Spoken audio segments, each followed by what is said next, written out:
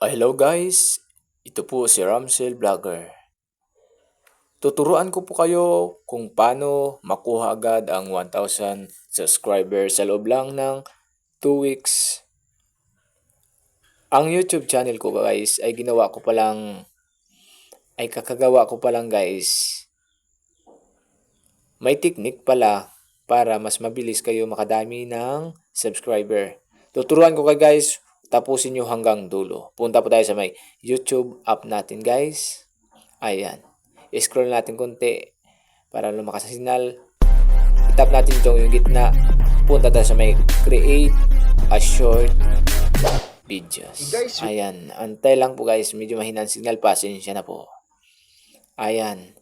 I-tap nyo yung may 15 seconds dyan guys. Gawin natin 60 seconds. Ayan. Ito ang paraan para makadami-dami kayo ng mga subscriber nyo. Tap nyo yung box na maliit dyan guys. Yung box na maliit. Ayun, sa may video nyo. Punta kayo sa video nyo. Mamili kayo ng isa-short video nyo kung alin man yung gusto nyo i-upload. Ayan. Ayan. Mamimili tayo. Scroll natin guys. Pipili tayo dito ng ating i-upload na video. Ayan. Scroll lang natin. Ito. Sa totoo lang, hindi ako masaya sa kama sa'yo. Hindi ka ba nahiya? Ang lit-lit sa'yo?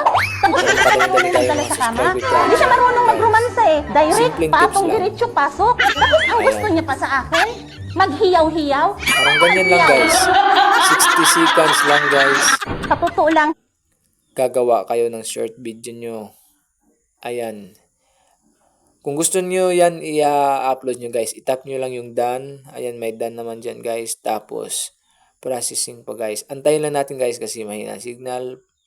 Kaya antay-antay lang. Sa mga wala pa nakapag-subscribe sa akin dyan, huwag na huwag kayong makakalimot mag-subscribe para lagi kayong update sa bawat uploads natin na video. Maraming salamat po. Ingat po tayong lahat. God bless. Ayan. Malapit na. Oops. Napunta na tayo dito sa may... Itap nyo yan. Itap nyo pala yung check. Yung check na logo na yan para mapunta kayo sa may...